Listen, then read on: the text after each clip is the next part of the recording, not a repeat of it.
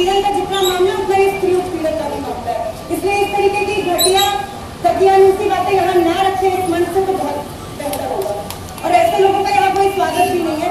हम लोग किसी के इतना गरजू नहीं है कि यहाँ पे आके लोग हम लोगों को अपना समर्थन दे रहे हैं तो कुछ भी यहाँ पर बोल के चले जाए। यहाँ पर आ रहे हैं तो इस शर्त पर आ रहे हैं कि इस पूरे मंच की एक गरिमा है और इस संघर्ष की एक गरिमा है, तो इसका ख्याल रख सकता है वो यहाँ पर आए, वरना यहाँ पर किसी और को आने की जरूरत नहीं। जहाँ तक हम लोगों के अब तक की लड़ाई का सवाल है तो हम लोग सब जानते ही है कि कुछ मतलब रास्ते से होते हुए हम लोग यहाँ पर पहुंचे और अभी भी हमारा संघर्ष किसी मुकम्मल मकाम तक नहीं पहुंचा है। लेकिन पिछली बार जब हम मानवाधिकार आयोग पर इकट्ठा हुए थे तब थोड़े से सकारात्मक संकेत इस तरीके से मिले कि वहां पर करीबन 1.5 घंटे तक वहां पर जो अफसर थे जो वहां पर पूरा उस मामले को देख रहे थे, उन्होंने बात की, उन्होंने बात सुनी और उन्होंने इस चीज का आश्वासन दिया कि वो इस मामले पर कुछ ना कुछ करेंगे। ये बड़ी बात है क्योंकि अभी तक तो हम लोगों को इतना भी नहीं मिल रहा था। तो इस मायने में ये हमारे संघर्ष की जीत है और हम लोगों को लगता है कि इससे हमारे पूरे संघर्ष को एक हौसला मिलेगा। यहाँ पर जितनी भगाना की स्त्रियां बैठी हैं उनको हौसला मिलेगा कि हमारा संघर्ष कहीं पर जा रहा है और हमारा संघर्ष जाया नहीं हो रहा है। लेकिन अभी हमारी लड़ाई आधी है। हम लोगों का मानना है कि जब तक इस लड़ाई को हम लोग और व्यापक नहीं बनाते हैं तब तक पूरी तरह से हमारा संघर्ष सफल नहीं हो पाएगा। इसके संकेत इसी बात से मिल रहे हैं कि लगातार दिल्ली में हम लोग बैठे हुए हैं, लेकिन दिल्ली में तमाम ऐसे संगठन जो शुरुआत में संघर्ष के साथ थे तो पिछले लंबे समय से अब नहीं आ रहे, तो उन तक भी ये बात पहुंच जानी चाहिए कि यहाँ पर अपने अपने हितों को ध्यान में रखते हुए और अपनी अपनी जिसको कहना चाहिए कि पॉलिटिक्स को ध्यान में रखते हुए ये इस तरीके से नहीं संघर्ष हम लोग चला सकते। हम लोगों को लगता है कि यहाँ पर सबसे बड़ा मसला न्याय का मसला है, उत्पीड़न का मसला है।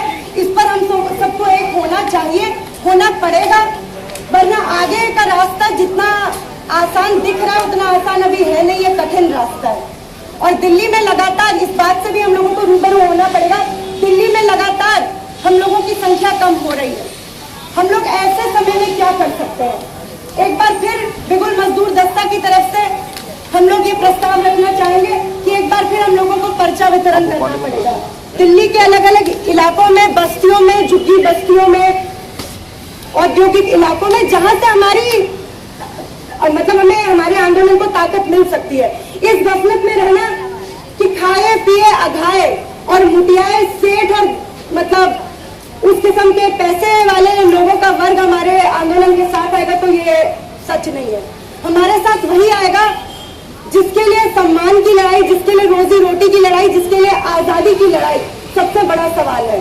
और वो दिल्ली में हो, हरियाणा में हो, ऐसी एक बहुत बड़ी आबादी है, उसके बीच में हम लोगों को पहुंचना पड़ेगा। नए सिरे से हम लोगों का प्रस्ताव है कि एक बार फिर पर्चा वितरण करें। अगर पुराना पर्चा पूरी बात नहीं ठीक से रख पाया तो हम लोगों को एक नया पर्चा निकालने की जरूरत है। दिल्ली के साथ साथ हम लोग शुरू से कहते आए हैं हरियाणा को नहीं छोड़ सकते हैं। मतलब हम लोग हरियाणा से पलायन क्यों करें? वो अपनी जमीन है, अपनी जगह है। पुनर्वास का सवाल एक अलग सवाल है, लेकिन पुनर्वास का ये मतलब नहीं कि हम अपना राज्य जो हमारी जगह है उसको छोड़कर कहीं जाए।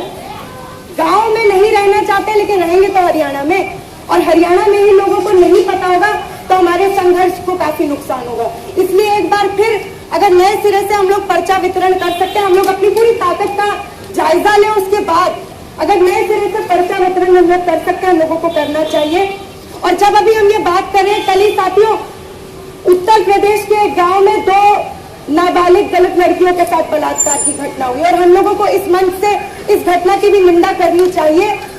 और वहां पर भी अगर हममें से कोई जा सकता है तो हम लोगों को समर्थन देना चाहिए। आज के अखबारों में वो खबर आई है 14 और 15 साल की 2 बहनों के साथ जिस तरीके से बलात्कार और उसके बाद उनकी हत्या कर दी गई। इसलिए ये अकेले भगाना की लड़ाई नहीं है, ये हर उस औरत की, हर उस लड़की की, हर उस उत्पीड़ित दमित वर्ग की लड़ाई है जो इस व्यवस्था का सताया हुआ है। इसलिए इसको सिर्फ दलितों की लड़ाई बनाकर ये कह देने से कि हम लोग उनकी बेटियों के साथ ये कर देंगे तो वो 1 लाख रुपए देंगे, इससे हमारा संघर्ष कहीं नहीं जाएगा। और मुझे नहीं लगता यहाँ बैठा हुआ कोई भी इस सोच को मानता है या ऐसी बात उसके दिमाग में आती भी है।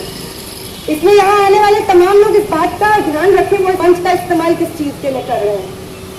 मतलब हम लोग यहाँ पर आए हैं तो हम लोग न्याय के सवाल पर आए हैं। ऐसी कोई भी घटिया सोच को लेकर हम लोग आगे अगर चलेंगे तो अपने ही पैर पे कुल्हाड़ी मारेंगे।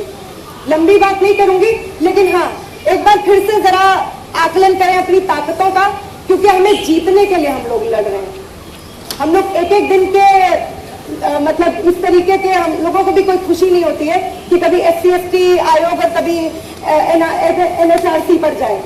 हम लोगों को अगर जीतना है तो अपनी ताकत का आकलन करना पड़ेगा।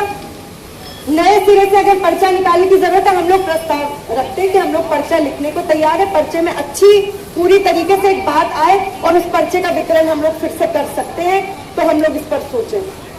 धन्यवाद।